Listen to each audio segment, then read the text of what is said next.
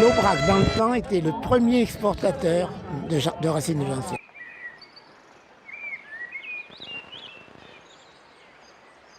Et chez nous, on est les premiers producteurs et de très très loin. D'accord. Et de très très loin.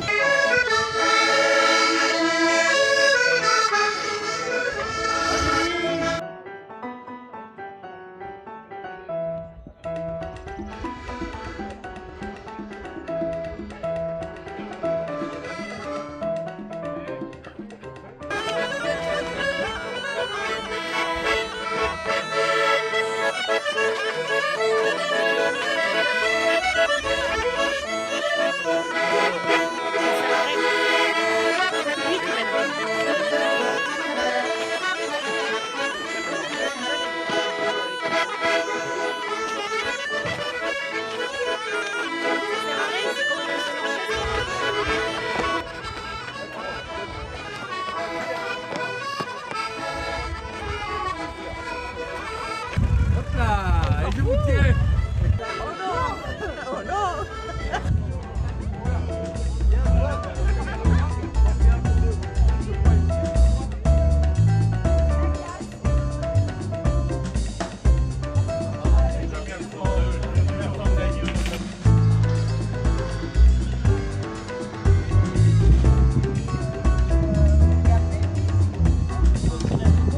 Non, je prends un film. Un film. Eh ben dis donc.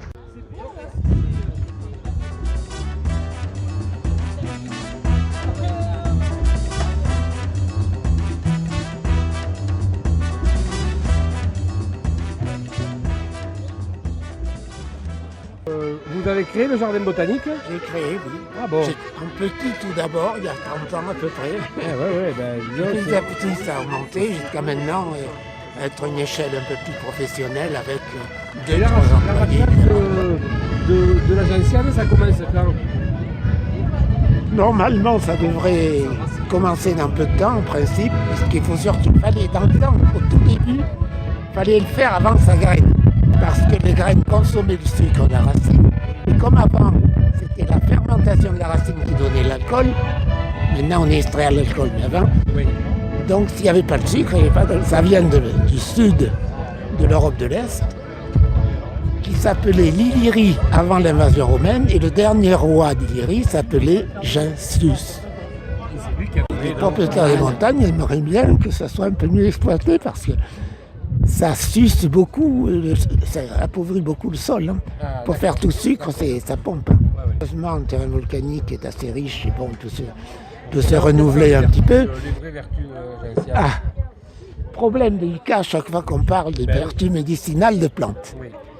Je suis chimiste, donc en tant que chimiste, je connais bien le problème.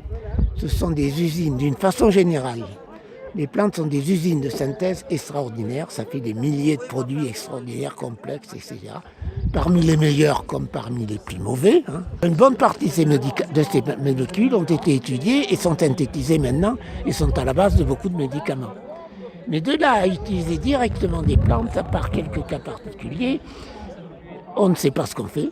C'est des mélanges, des concentrations variables, etc. Il y a derrière tout ça beaucoup de blabla, d'exploitation, de véritable escroquerie les trois quarts du temps. Donc, moi, je suis plus que réservé, en général, pour l'utilisation directe. Alors, la gentiane, il y a deux problèmes. Il y a le problème apéritif. Alors là, c'est acquis, les amers ont des propriétés apéritives. On a même démontré que ça favorise les sécrétions salivaires et sécrétions gastriques. Ce qu'on ne sait pas, si cet effet-là est un effet vraiment biochimique ou un effet psychologique.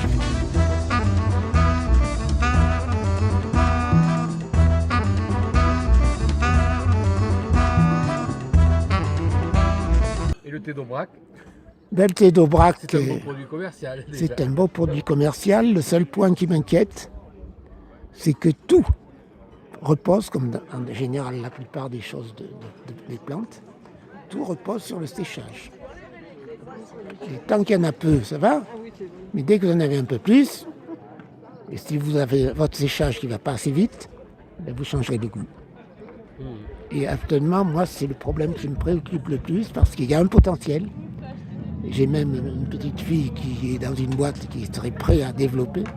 Mais avant de développer en grand, il faut être sûr que derrière, le séchage est correctement fait. Regardez les narcisses. La filiale donc, d'Aumont, d'un groupe américain d'ailleurs, c'est curieux que les Français n'y aient pas pensé, qui extrait le concret de la narcisse, ils en sont arrivés à se déplacer le jour même où les gens ramassent pour traiter les fleurs le plus rapidement possible.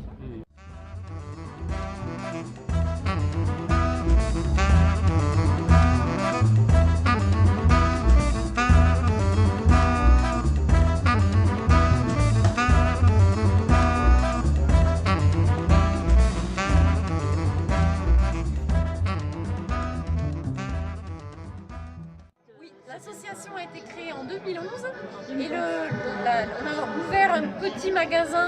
En fait, l'idée du magasin, il est venu qu'après. L'idée, c'était de faire connaître le thé d'Aubrac. Le magasin, c'est le magasin de l'association? Oui, voilà. Tout est géré par l'association. C'est pas une entreprise privée là. Non, c'est encore une association. Alors, on pense que ça va évoluer dans une structure un peu plus commerciale, entre guillemets, mais ça restera les producteurs, en fait. Donc, on a eu, alors l'idée, on est peut-être un ou deux à l'avoir eu, mais on a tout de suite travaillé un peu plus collectivement. Et on a une association, loi 1900, qui s'appelle d'ailleurs Association de valorisation des ressources naturelles de l'Aubrac. Donc il y a un grand nom. C'est plus large. Qui est resté large. Et commercialement, ça ne marche pas. Donc voilà. Mais dans l'idée aussi que d'autres. Voilà, le thé d'Aubrac était la première étape et il pourrait y avoir d'autres idées. Alors Nazmina n'arrêtait pas de nous dire, le maire n'arrêtait pas de nous dire pourquoi vous ne faites pas quelque chose à la gentiane. Mais bon, il y a plein de spécialistes de la gentiane, donc c'est moins rigolo. Le thé d'Aubrac, il n'y en a pas. Mais après, on a d'autres idées. On s'est dit un jour, pourquoi pas même l'eau du Besse, les galets. Enfin voilà, on a plein de. Celui qui est le plus moderne. Oui, c'est le plus moderne. Oui, bien sûr, vous pouvez se lever. Mais c'est pas de lever comme ça, c'est de lever pendant 10 heures de rame. Tienne. La plus grosse, c'est celle-là. On peut faire 280 kilos, 300. Les plus performants arrivent à faire 350 kilos dans la journée. 12 heures par jour. Les rentiers ne sont aussi profondes que ça? Ah oui. Waouh! Pas comme ça.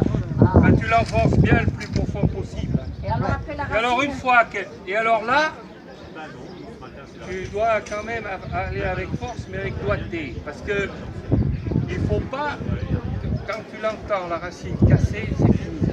Donc il y a un petit coup très sec, très net, qu'on entend très bien. Donc il faut essayer de ne pas qu'elle casse, mais le plus loin possible. Donc tu la reprends. Comme ça. Voilà.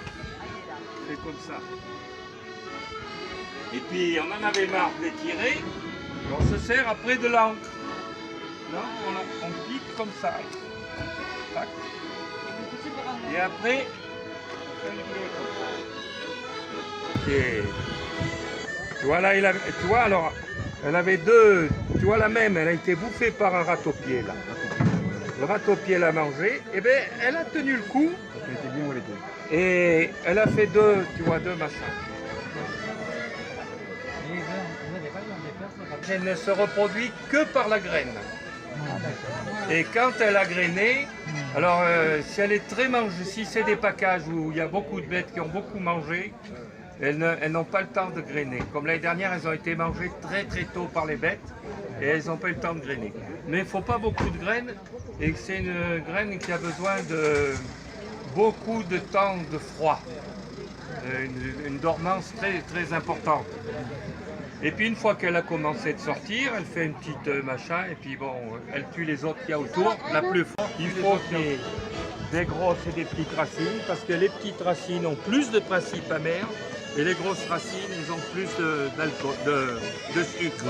Entre les deux pour faire un peu. Il faut un peu des deux. Voilà, c'est ça là. Et après, une semaine dans l'alcool comme ça et après deux. Alors ça fait paquet, ça à la relance, ça va boire par exemple. Là, je vais vendre 4 € moi. D'accord.